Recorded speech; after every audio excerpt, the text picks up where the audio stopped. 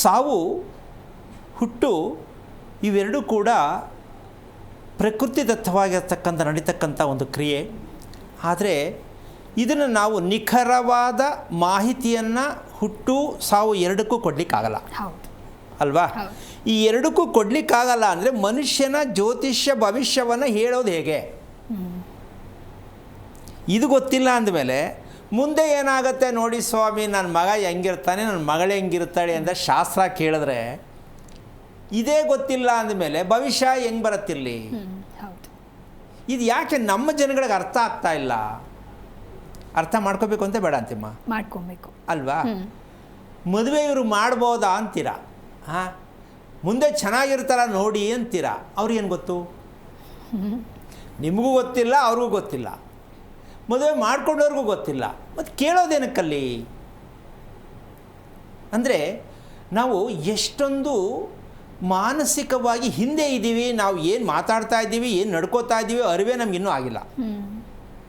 ಏನೋ ಒಂದು ಕೇಳಬೇಕು ಕೇಳ್ಬಿಡೋಣ, ಏನೋ ಒಂದು ಮದುವೆ ಮಾಡಬೇಕು ಮಾಡಿಬಿಡೋಣ, ಏನೋ ಒಂದು ಬದುಕಬೇಕು ಬದುಕ್ಬಿಡೋಣ. ಈ ರೀತಿಯಾಗಿ ಪ್ರತಿದಿನವೂ ನಾವು ಅನುಭವಿಸ್ತಾ ಇದ್ದರೆ ಇದು ದಿನವೂ ಸಾಯ್ತಾ ಇರ್ತಕ್ಕಂಥ ಪ್ರಕ್ರಿಯೆ, ಹೌದಲ್ಲ? ದಿನವೂ ಸಾಯ್ತಾ ಇರ್ತಕ್ಕಂಥ ಪ್ರಕ್ರಿಯೆ. ಯಾವತ್ತೋ ಒಂದಿನ ಬರ್ತಕ್ಕಂಥ ಸಾವಿಗೆ ಏನು ಹೆದರಬೇಕು? ಇದಕ್ಕೆ ಮೃತ್ಯು ಜೀವನ ಅಂತಾರೆ. ಬೆಳಿಗ್ಗೆ ಎದ್ರೆ ಸಾಯಂಕಾಲ ತನಕ ಏನೆಲ್ಲ ಅನುಭವಿಸ್ತಾರೆ ನೋವುಗಳು, ಇದನ್ನು ಮೃತ್ಯು ಅಂತಾರೆ, ಸತ್ತಂಗೆ ಅಂತ. ಆದರೆ ನಾವು ಸಾವಿಗೆ ಹೆದರ್ತಾ ಇದ್ದೀವಿ ಅಂದರೆ ದಿನ ಅದನ್ನೇ ಅನುಭವಿಸ್ತಾ ಇದ್ದೀವಿ, ಹೆದರ್ಕೊಳ್ಳೋದು ಯಾಕೆ? ಹಾಗಂತ ಹೆದರಬಾರ್ದ, ಹೆದರಬೇಕಾ?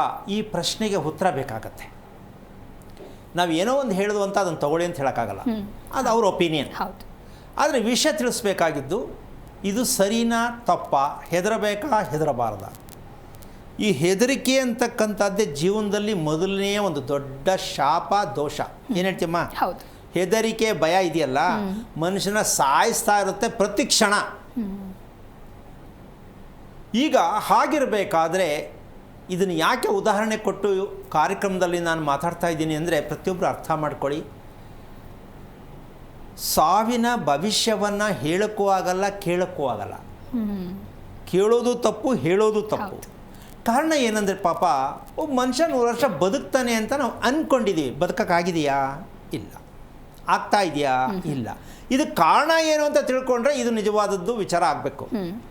ಯಾಕೆ ಮನುಷ್ಯ ಬೇಗ ಸತ್ತೋಗ್ತಾನೆ? 100 ವರ್ಷ ಬಾಳಬೇಕು, ಅದು ಬೇಗ ಸತ್ತೋಗ್ತಾನೆ. ಇದಕ್ಕೇನು ಕಾರಣ ಅಂತ ತಿಳ್ಕೊಳ್ಳಲ್ಲ.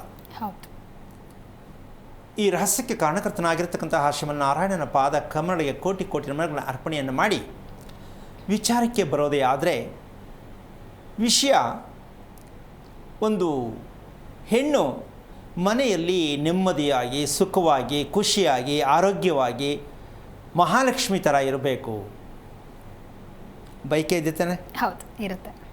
ಅವ್ರಿಗೂ ಕೂಡ ಹಾಗೆ ಇರಬೇಕು ಅಂತ ಅನಿಸುತ್ತೆ ತಾನೆ? ಹಾಗಿರಬೇಕು, ನನಗೆ ಮದುವೆ ಮಾಡ್ಕೊಂಡಳು ಅಂತ ಅವರು ಅಂದ್ಕೊಂಡೇ ಬಯಸ್ತಾರೆ ತಾನೆ? ಸೊ ಎಲ್ಲ ಬಯಸ್ತೀವಿ, ಆದರೆ ಆ ಥರ ಇರೋಕ್ಕಾಗಲ್ಲ. ನೋವೆಲ್ಲೇ ಇರ್ತಾರೆ ಪಾಪ ಮನೆಯಲ್ಲಿ. ಗೃಹಿಣಿ, ಹೆಂಗಸು, ಲಕ್ಷ್ಮಿ ಏನು ಹೇಳ್ತಿರೋ ಅದು ನೋವಲ್ಲೇ ಇರ್ತಾರೆ. ಆ ನೋವು ಯಾವುದಿರಬಹುದು ಅಂದರೆ ಹೆಣ್ಣಿಗೆ ಮೊದಲನೇ ವಿಚಾರ, ಯಾರಿಗೆ ಬೆನ್ನೋವಿಲ್ಲ ಅಂತ ಕೇಳಿದ್ರೆ ಎಷ್ಟು ಪರ್ಸೆಂಟೇಜ್ ಸಿಗ್ಬೋದಮ್ಮ? ಎಲ್ಲರಿಗೂ ಹೆಚ್ಚಾಗಿ. ಯಾರಿಗೆ ಬೆನ್ನೋವಿಲ್ಲ ಅಂತ ಹೇಳಂಗೇ ಇಲ್ಲ,